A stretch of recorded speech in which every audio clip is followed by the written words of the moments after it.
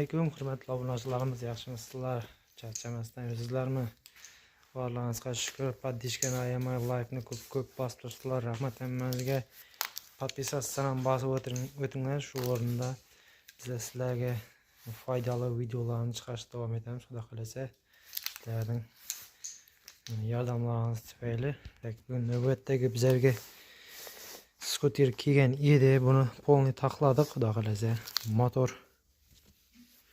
Motor taraflarini Abdul kamaytirib turgan yo'q ekan, lekin o'ziqlari tiqilib qolgan ekan. Bunday plastmassa va shunday obshivkalar, plastmassa xuddi shunday skuterlar kimda bo'lsa, mana shu yerda filtr bo'ladi. Buni tez tozalab turaman, sababi mana shu yerda to'proq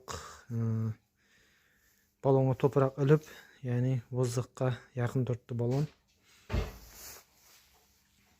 Keyin shu o'ziqni tez tozalab turmasanglar, Abdul yeb yağ kamaytirib boshlaydi. Eng bularning birinchi sababi net olib chiqqan sho'ri.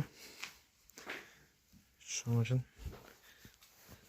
shu o'ziqlarni qarab, biz vaqt maydasanglar ko'p kerak. Bu o'ziqni qaramagan umuman motorning turi ko'rinmaydigan, to'proq changlayotgan. Tozalab polni motorlarni taxlab berdik, xudo xolasa. Motorning ichidagi siplar uzilib, put chiqayotgan ekan, tozali. 1,5 kilometr ham yurmagan skuter ekan, toza drongo, Largo Motors degan ekan. Xolasa, mana ishlarimizga. Hurmatli obunachilar, benzin amoz ekan, mana benzin qizil yonib yotibdi. Shu sababli zakonni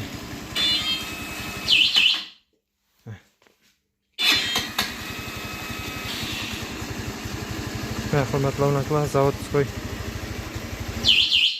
zakonniy, xudo xolasa, kimda shunday skuterlar bo'lsa, bemalol Beruniy mutog'iga murojaat qilsanglar bo'ladi. Menzilimiz Qoraqalpog'iston Respublikasi, Beruniy tumani. Bundan tashqari xuddi shunday to'q bilan harakatlanadigan, bu benzinli to'q bilan harakatlanadigan skuterlar taxlab beramiz, xudo xolasa. Keyin kimda mana shunday chiqqan akkumulyatorlar bo'lsa, olamiz. Eski portlar yonib ketgan bo'lsa, kelishadigan narxda telefon nomerlariga bemalol telefon qilaverasizlar. Bu yoqda mana shunday mototsikllar, xudo xolasa, ishlarimiz davom etib kelishdi. Podpiskani ayamanglar. Sog' bo'ling, salomat bo'ling.